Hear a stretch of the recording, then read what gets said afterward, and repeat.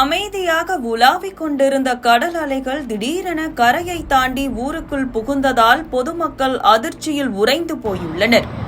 சாலைகளில் கடல் நீர் பெருக்கெடுத்து ஓடும் காட்சிகள்தான் காண்போரை அச்சத்தில் ஆழ்த்தியுள்ளது.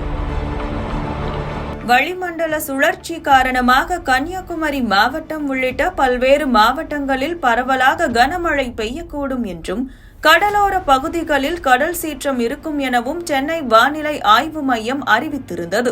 இந்த நிலையில் நேற்று மாலை முதல் கன்னியாகுமரி மாவட்டம் முழுவதும் பரவலாக சாரல் மழை பெய்து வருகிறது. அதே சமயம் மேற்கு கடலோர பகுதிகளில் கடல் சீற்றம் அதிகரித்து காணப்பட்டது. இதில் குறிப்பாக லெமூர் கடற்கரையில் கடல் சீற்றம் அதிகரித்து காணப்பட்ட நிலையில் திடீரென கடல் நீர் கரையை கடந்து ஊருக்குள் புகுந்தது.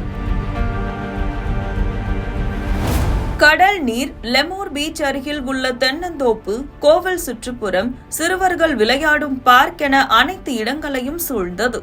கடல் சீற்றம் தொடர்ந்து அதிகரித்து வருவதால் பாதுகாப்பு கருதி லெமூர் பீச் பகுதிக்கு சுற்றுலா பயணிகள் செல்ல தடை விதிக்கப்பட்டுள்ளது. திடீரென கடல் நீர் ஊருக்குள் புகுந்த சம்பவம் தான் அங்குள்ள மக்களை அதிர்ச்சியில் ஆழ்த்தியுள்ளது.